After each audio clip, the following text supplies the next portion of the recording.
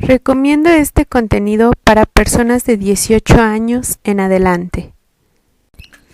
El diagnóstico falso.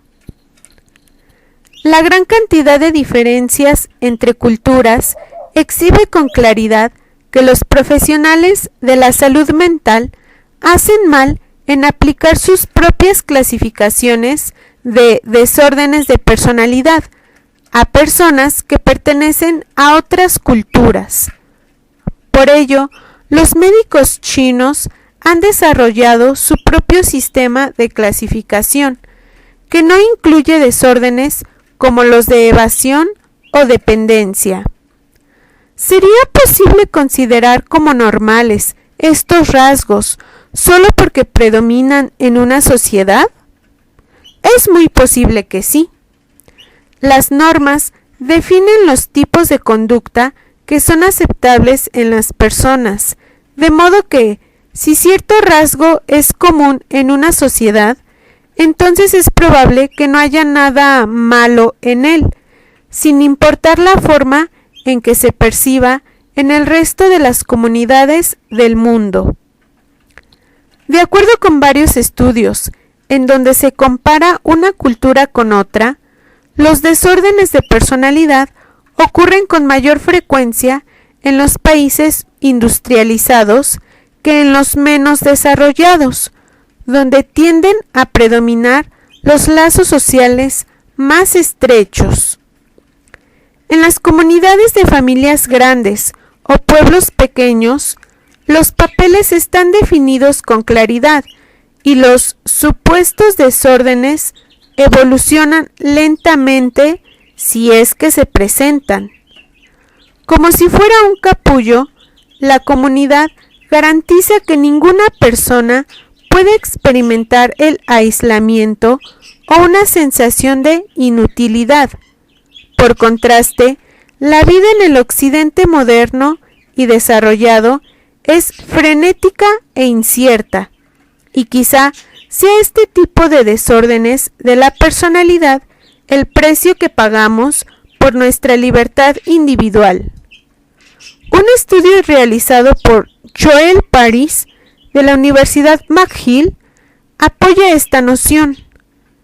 Paris descubrió que una persona impulsiva e inestable desde el punto de vista emocional, es decir, más propensa a desórdenes limítrofes, exhibe síntomas clínicos con menor frecuencia en las culturas con lazos sociales más estrechos.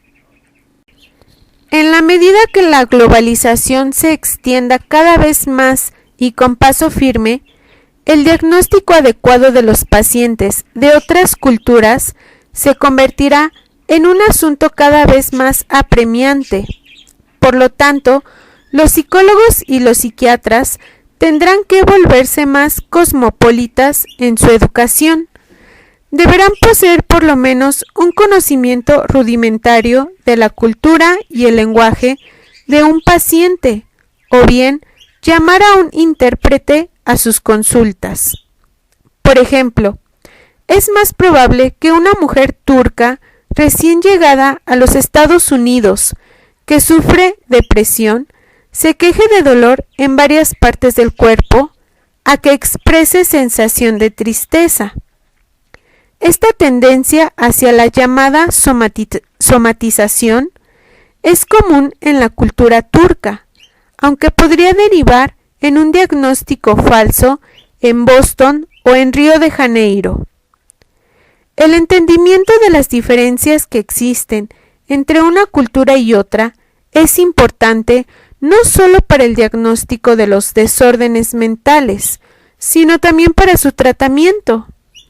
La psicoterapia de orientación occidental se basa en la idea de que los pacientes puedan evolucionar por sí solos y que se sientan libres de determinar su propia conducta.